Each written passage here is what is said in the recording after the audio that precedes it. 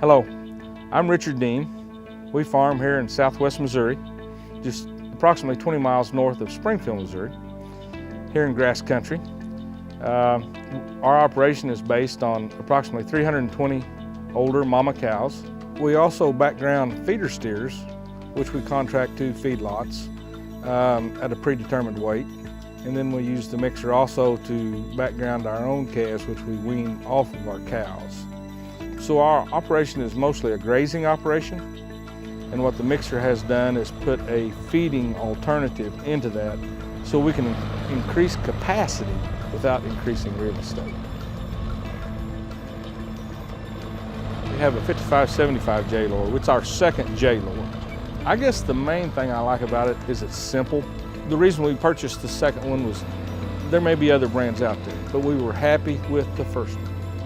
We've done little to no repair except for adjust unloading chains, no U-joints, no shafts, no bearings, change the oil in the gearbox a few times. That was the maintenance on it. Knives, replace knives when they get dull, makes your life a lot easier. Our first one even survived the bucket coming off the skid steer once and going into the mixer. One shear bolt. Let's talk about we replaced one shear bolt. Otherwise, we traded it off with one little dent in the side and everything was good. When we first decided to try the Jaylor mixer, we were not a feeding operation per se. And so in feeding with the Jaylor, we have used a lot of different ways to feed. We have fed in tires turned inside out quite a little bit.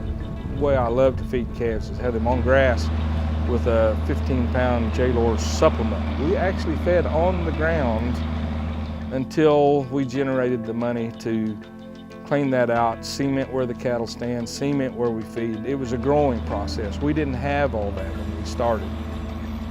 Right now, all we're doing is backgrounding some of our own cattle, so the ration is very simple. It's a low input ration. It's simply our own alfalfa baleage, corn silage, was supplemented with dried distiller's grains.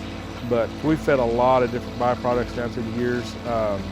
Probably one of the most consistent products we use is marshmallows.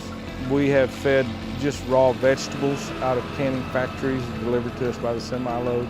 A product called gravy. We have tanks set up to handle that product. But mostly now we stay with ingredients that are more consistent, like dried distillers, wet distillers, and just use those things to supplement the protein energy requirements of the ration.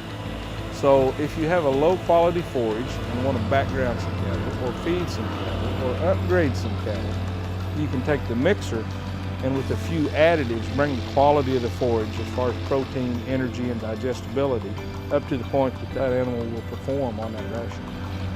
As I say, we've used products like gravy, wet distillers, something that's damp, wet, and is palatable, and then put it with the feed, and if it blends thoroughly and coats the low quality hay, you're not going to see any sorting, digging through, looking. They will consume the total ration and won't sort through it because they don't know the difference, and they can't sort it. In other words, you could have a backgrounding grass operation and use commodities or whatever is available in your area.